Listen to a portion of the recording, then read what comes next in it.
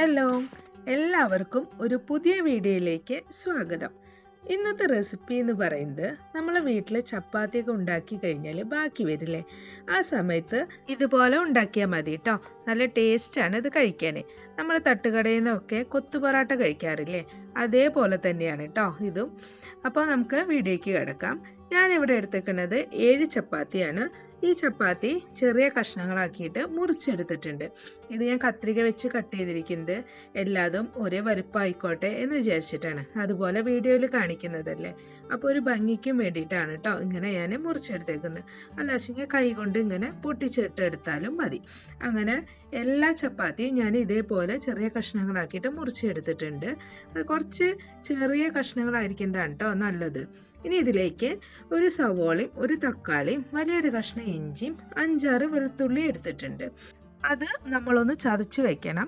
പിന്നെ നമുക്ക് വേണ്ടത് കോഴിമുട്ടയാണ്. ഞാനിപ്പോൾ 2 മുട്ടയാണ് എടുത്തിരിക്കുന്നത്. മുട്ടയുടെ കളവ് നിങ്ങൾക്ക് ഇഷ്ടം പോലെ എടുക്കാം കേട്ടോ. അതിലേക്ക് കുറച്ച് ഉപ്പും കൂടി ചേർത്തിട്ട് മുട്ടയുടെ ബുർജി ഉണ്ടാക്കി വെച്ചിട്ടുണ്ട്. ഇനി നമുക്ക് അതേ പാത്രം തന്നെ അടുപ്പത്ത് വെച്ച് അതിലേക്ക് കുറച്ച് ഓയിൽ ഒഴിച്ച് ചൂടാക്കി എടുക്കുക.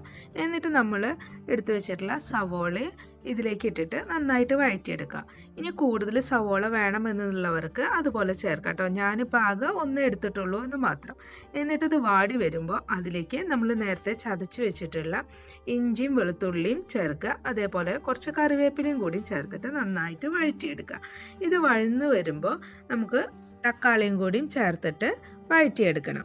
ഇനി ഇതിലേക്ക് വേണ്ട മസാലയൊക്കെ ചേർക്കാം. അതിന് വേണ്ടിയിട്ട് 1/4 ടീസ്പൂൺ മഞ്ഞൾപ്പൊടി, 1 ടീസ്പൂൺ മുളക് പൊടി, 3/4 ടീസ്പൂണോളം മല്ലിപ്പൊടി, 1/4 teaspoon garam masala, 1 teaspoon meet masala. ഈ മസാലയ്ക്ക് ആവശ്യമായിട്ടുള്ള ഉപ്പും കൂടി ചേർത്തിട്ട് നന്നായി വഴറ്റിയിട്ട് അതിലേക്ക് കുറച്ച് വെള്ളം കൂടിയും ചേർക്കുക. നമുക്കതൊരു ഗ്രേവി ടൈപ്പിൽ കിട്ടാൻ വേണ്ടിയിട്ടാണ്. അതിലേക്ക് കുറച്ച് മല്ലിയിലയും കൂടിയും ചേർത്തിട്ട് കറി പോലെ ആക്കിയെടുത്തിട്ടുണ്ട്. എന്നിട്ട് അതിലേക്ക് നമ്മൾ നേരത്തെ കട്ട് ചെയ്ത് വെച്ചിട്ടുള്ള ചപ്പാത്തി കൂടിയും ചേർക്കുക. എന്നിട്ട് ഈ ഗ്രേവി എല്ലായിടത്തും ആവുന്നത് പോലെ നന്നായിട്ട് മിക്സ് ചെയ്തെടുക്കുക. കറി എല്ലായിടത്തും ആവണം, എന്നാലാണ് അതിന് ടേസ്റ്റ് കിട്ടുള്ളൂ. ഇനി ഇതിലേക്ക് നമ്മൾ നേരത്തെ ഉണ്ടാക്കി വെച്ചിട്ടുള്ള മുട്ടയും കൂടിയും ചേർത്ത് നന്നായിട്ട് ഇളക്കിയെടുത്തിട്ടുണ്ട്. അപ്പോൾ അതാ നല്ല ടേസ്റ്റുള്ള വിഭവം റെഡി ആയിട്ടുണ്ട്. എല്ലാവർക്കും വീഡിയോ ഇഷ്ടപ്പെട്ടു എന്ന് വിചാരിക്കുന്നു. വീഡിയോ ഇഷ്ടപ്പെട്ടിട്ടുണ്ടെങ്കിൽ ലൈക്ക് ചെയ്യാനും ഷെയർ ചെയ്യാനും സബ്സ്ക്രൈബ് ചെയ്യാനും മറക്കരുത്. നല്ലൊരു റെസിപ്പിയുമായിട്ട് അടുത്ത വീഡിയോയിൽ നമുക്ക് വീണ്ടും കാണാം.